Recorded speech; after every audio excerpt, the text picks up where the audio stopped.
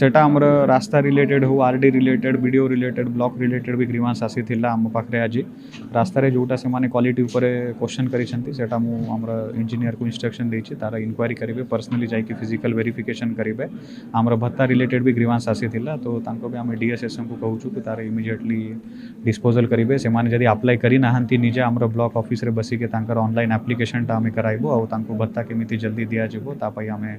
प्रस्तुत अछु आ तापर आमर पीएमएवाई रिलेटेड भी किछि किछि इश्यू आसुथिला जो माने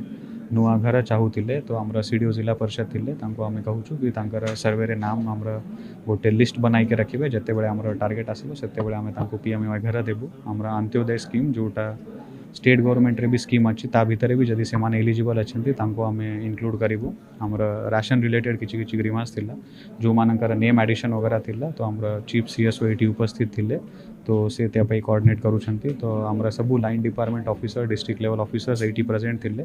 तो आमर एटा सबु ग्रीवांस रे ऑनलाइन मॉनिटरिंग भी होची तो आमे चेष्टा करूछु जेमिति कि तार जल्दी से जल्दी डिस्पोजल करिके आमर आमे ताकू ये करिवो।